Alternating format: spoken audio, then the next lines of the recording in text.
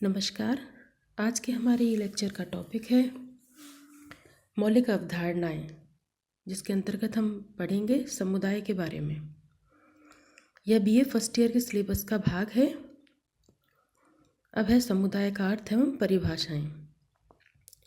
शाब्दिक दृष्टि से समुदाय के अर्थ पर विचार करने पर हम पाते हैं कि अंग्रेजी का कम्युनिटी यानी समुदाय शब्द दो लैटिन शब्दों कम तथा म्यूनिस से बना है। कम शब्द का अर्थ टुगेदर अर्थात एक साथ से है और म्यूनिस का अर्थ सर्विंग अर्थात सेवा से है।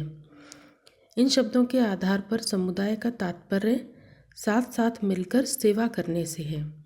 अन्य शब्दों में समुदाय का अर्थ व्यक्तियों के ऐसे समूह से है जो निश्चित भूभाग पर साथ साथ रहते हैं और किसी एक उद्देश्य के लिए नहीं बल्कि सामान्य उद्देश्यों के लिए इकट्ठे रहते हैं। उनका संपूर्ण जीवन सामान्यतः यही व्यतीत होता है। मैकाइवर और पेस के शब्दों में समुदाय सामान्य जीवन का क्षेत्र है। समुदाय सामान्य सामाजिक जीवन में भागीदार लोगों का एक ऐसा समूह है जो किसी निश्चित भौगोलिक क्षेत्र में निवास करता है और जिसमें हम की भावना या सामुदायिक भावना पाई जाती है। कहने का तात्पर्य यह है कि समुदाय के अंतर्गत हम की भावना होती है। समुदाय के लोग निश्चित भूभाग पर रहते हैं और एक व्यक्तियों का समूह होता है तथा एक उद्देश्य के लिए नहीं वरन सामान्य उद्देश्यों के लिए वे लोग साथ साथ रहते हैं। अब हम समुदाय के संबंध में कुछ परिभाषाओं जो कि कई विद्वानों ने समाजशास्त्रियों ने दी हैं उनका अध्ययन करेंगे। पहला है किंग्सले डेविस। किंग्सले डेविस के शब्दों में इन्होंने अपनी पुस्तक ह्यूमन सोसाइटी में लिखा है कि समुदाय सबसे छोटा ऐसा क्षेत्रीय समूह है जिसमें सामाजिक जीवन के समस्त पहलू आ जाते हैं। ऑकबर्न एवं निमकॉफ ने अपनी पुस्तक हैंडबुक ऑफ सोशियोलॉजी में लिखा है कि एक सीमित क्षेत्र में सामाजिक जीवन के संपूर्ण संगठन को समुदाय कहा जाता है। बोगार्ट्स के अनुसार सोशियोलॉजी के अंतर्गत अपनी पुस्तक के अंतर्गत उन्होंने लिखा है एक समुदाय एक ऐसा सामाजिक समूह है जिसमें कुछ अंशों में हम की भावना पाई जाती है तथा जो एक निश्चित क्षेत्र में रहता है।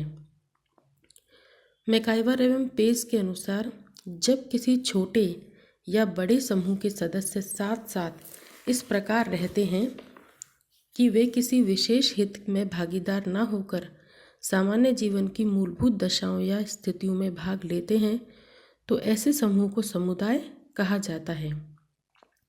प्रोफेसर लुंडबर्ग के अनुसार एक मानव जनसंख्या जो एक निश्चित भौगोलिक क्षेत्र में निवास करती है और जो सामान्य तथा अन्योन्याश्रित जीवन व्यतीत करती है एक समुदाय कहलाता है। अब है समुदाय की कुछ विशेषताएं। पहला है समुदाय स्वतः विकास होता है। समुदाय का स्थायीपन, विशिष्ट नाम होता है, मूर्तता होती है, व्यापक उद्देश्य होते हैं, सामान्य जीवन होता है, सामान्य नियम व्यवस्था होती है, आत्मनिर्भरता होती है और अनिवार्य सदस्यता होती है। कहने का तात्पर्य यही है कि समुदाय व्यक्तियों का एक समूह होता है जो कि निश्चित भौगोलिक क्षेत्र में रहता है जिसके अंतर्गत सामुदायिक भावना या हम की भावना होती है। समुदाय का विकास अपने आप होता है। स्थायीपन समुदाय के अंतर्गत पाया जाता है। समुदाय का एक विशिष्ट नाम होता है। मूर्तता समुदाय को हम एक समूह के रूप में देख सकते हैं। समुदाय के व्यापक उद्देश्य होते हैं। एक सामान्य जीवन होता है। सामान्य नियम व्यवस्था होती है। समुदाय अपने आप में आत्मनिर्भर होता है और समुदाय की सदस्यता अनिवार्य होती है, यानी प्रत्येक व्यक्ति किसी न किसी समुदाय का सदस्य होता है। वर्तमान में समुदाय के आकार में इतनी वृद्धि हुई है कि प्रत्येक बड़े समुदाय में अनेक छोटे समुदाय पाए जाते हैं, यानी वर्तमान में समुदाय के अंतर्गत समुदाय भी पाए जाते हैं। समुदाय समाज का एक भाग है। समाज समुदाय की तुलना में व्यापक है।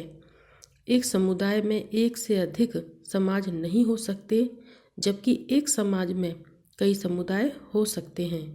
समुदाय की प्रकृति क्षेत्रीय या स्थानीय होती है।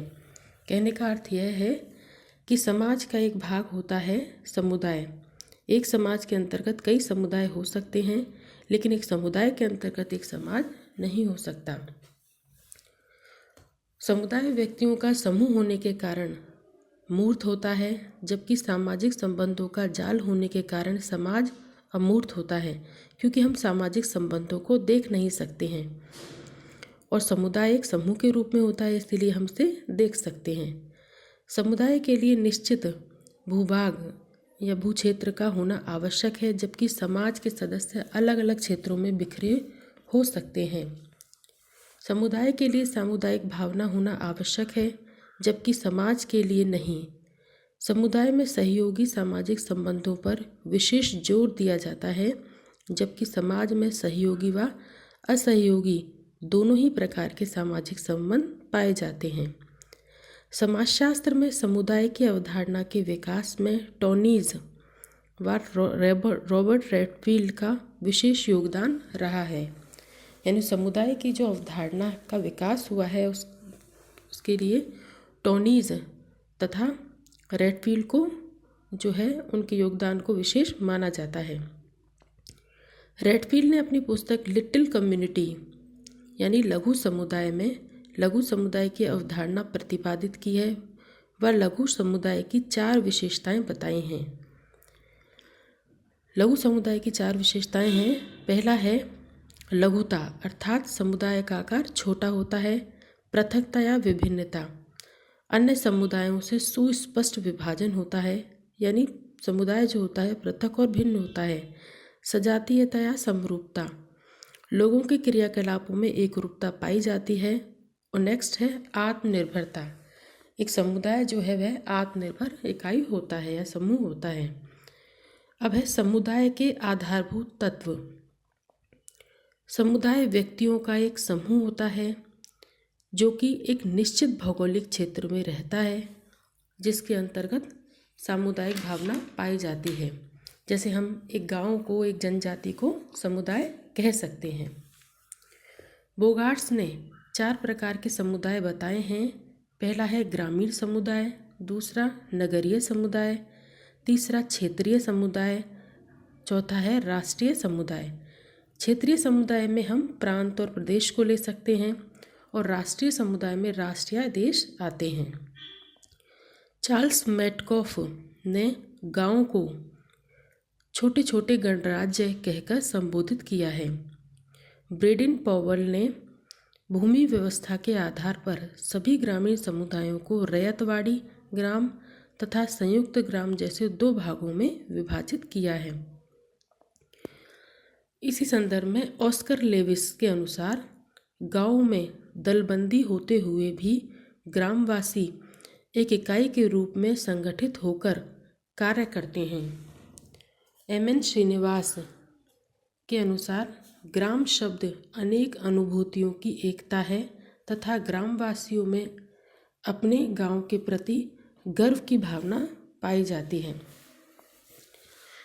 समाजशास्त्री साहित्य में समुदाय, समिति, संस्था अत्यंत महत्वपूर्ण प्राथमिक अवधारणाएं हैं। इन शब्दों का न केवल सामान्य लोगों ने बल्कि कुछ समाज वैज्ञानिकों तक ने मनमाने ढंग से अर्थ लगाया और प्रयोग किया। किसी भी विषय को सही रूप में समझने और उसकी निश्चितता लाने के उद्देश्य से यह आवश्यक है कि उस विषय से संबंधित प्राथमिक अवधारणाओं को वैज्ञानिक आधार पर ठीक से समझा जाए। तो समुदाय के अंतर्गत हम किसी भी गांव को, कस्बे को, नगर को, महानगर या देश को समुदाय के रूप में मान सकते हैं, समुदाय माना जा सकता है। इसकी अंतर्गत समुदाय के अंतर्गत सबसे विशेष बात यह है कि एक क्षेत्रीय अवधारणा है। इसमें लोगों का समूह होता है, उनके अंतर्गत हम की भावना होती है और वो एक निश्चित भौगोलिक क्षेत्र में रहते हैं।